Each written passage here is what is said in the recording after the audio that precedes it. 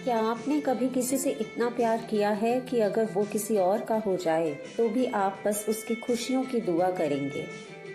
ये कहानी है वो 7 दिन की। एक साधारण सी लड़की, एक भोला भाला संगीतकार और एक समझदार डॉक्टर। तीनों के दिल जुड़े, पर किस्मत ने उन डोरियों को उलझा दिया। माया और आनंद की शादी होती है पूरे हिंदू रीति रिवाजों से। चारों ओर मंगल गीत, हंसी खुशी का माहौल था।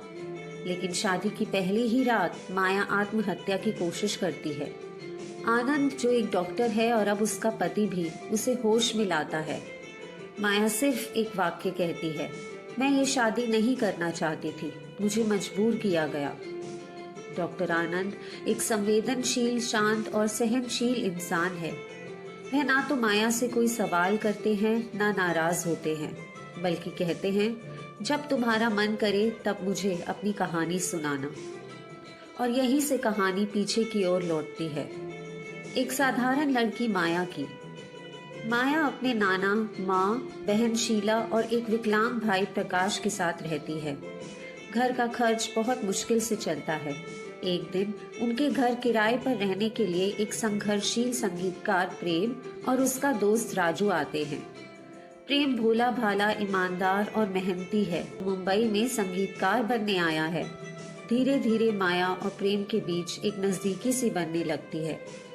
कोई खुला इजहार नहीं, कोई बोलचाल की सीमा पार नहीं होती, पर जो भी होता है वो मासूम होता है, सच्चा होता है। माया को प्रेम की सादगी, उसका संघर्ष और उसकी निश्चल मुस्कान भाने लगती है। वो उसकी मदद करना चाहती है, बिना कुछ कहे, बिना कोई अधिकार जताए। उसके मन में एक कोमल भावना जन्म लेती है, जिसमें आकर्षण से ज्यादा अपनापन होता है, साथ चलने की चाह होती है। उनके बीच की बातचीत, कभी छोटी छोटी तकरारें तो कभी एक दूसरे की चिंता, ये सब यूं ही होते होते एक गहरा रिश्ता बनाते हैं। और प्रेम शायद सब कुछ महसूस करता है, पर उसे लगता है कि वो इस स्नेह के काबिल नहीं है। कई हल्के फुल्के लम्हों के बीच एक ऐसी डोर बनती है जिसका कोई नाम नहीं, पर बंधन बेहद मजबूत होता है। प्रेम भी माया से स्नेह करने लगता है। ठीक उसी दिन माया की शादी डॉक्टर आनंद से तय हो जाती है। माया और प्रेम दोनों एक रात भागने का फैसला करते हैं, लेकिन पकड़े जाते हैं। शायद किस्मत को यह मंजूर नहीं था। प्रेम को घर से निकाल दिया जाता है और माया अपना सब कुछ खोकर एक ऐसे रिश्ते में बांध दी जाती है जिसे उसने कभी चाहा ही नहीं था। माया की ये दुख भरी दास्तान सुनकर आनंद माया से कहता है, मैंने ये शादी सिर्फ अपनी बीमार माँ के लिए की थी। वो नहीं चाहती थी कि मैं अकेला रहूं। उनके जाने के बाद मैं तुम्हें तुम्हारे प्रेम से मिलवा दूंगा।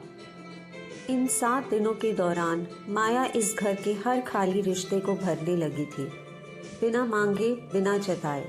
सावित्री माँ, जो खुद बीमारी से जूझ रही थी, उनकी आंखों में पहले दिन जो संशय था, वो धीरे धीरे माया की सेवा, उसके सलीके और उसकी शांति को देखकर स्नेह में बदल गया। और चंदा, वो छोटी सी मासूम बच्ची जिसकी आंखों में अपनी माँ को खोने का डर छुपा है, धीरे धीरे माया की गोद में सिर रखकर उस डर से बाहर आने लगती।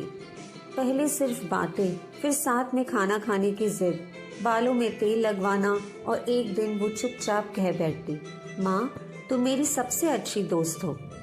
माया के भीतर कुछ टूटता नहीं, बल्कि जुड़ता है, हर रोज, हर पल, जैसे वो इस नए घर की धड़कनों से अपना तालमेल बना रही हो। और आनंद, वो हर रोज उसे सम्मान देता, उसके जख्मों को कुरेदता नहीं, ना कोई सवाल करता, बस माया को समझने की जगह देता। वो जो 7 दिन थे, वो माया के मन के भीतर एक नया संसार बुन रहे थे, जहाँ ना कोई मांग थी, ना दबाव, बस रिश्ता था जो बिना नाम के भी पूरा था। सावित्री अपनी अंतिम सांसों से पहले माया को घर की चाबियां और पारिवारिक गहने सौंप देती है। आनंद अपना वादा निभाता है। वह प्रेम को ढूंढ लाता है, उसे कोई झूठी फिल्म की कहानी में संगीतकार बनाकर घर बुलाता है। और फिर वो पल आता है जब तीनों आमने सामने खड़े होते हैं। आनंद प्रेम को माया को अपने साथ ले जाने की बात करता है, लेकिन प्रेम इससे बिल्कुल सहमत नहीं है। माया की अब शादी हो गई है और अब वो आनंद की धर्म पत्नी है। आनंद के जोर देने पर फिर प्रेम थोड़ी हिचक के साथ माया की तरफ देखता है और धीरे से कहता है, अगर तुम आज भी मेरी माया हो तो ये मंगलसूत्र उतार दो। वो प्रेम को देखती है, फिर आनंद को, और फिर अपने हाथों में पड़े उस मंगलसूत्र को। वो चुपचाप खड़ी रहती है, पर उसकी खामोशी में उसके भीतर बहुत कुछ चल रहा होता है। वो उन 7 फेरों को याद करती है जहाँ हर फेरे के साथ उसने एक वचन लिया था। उसने वादा किया था साथ निभाने का, परिवार की सेवा का, सम्मान देने और मर्यादा निभाने का। डॉक्टर आनंद उसका मंगलसूत्र उतारने की कोशिश करता है, पर माया उसे भी रोक देती है।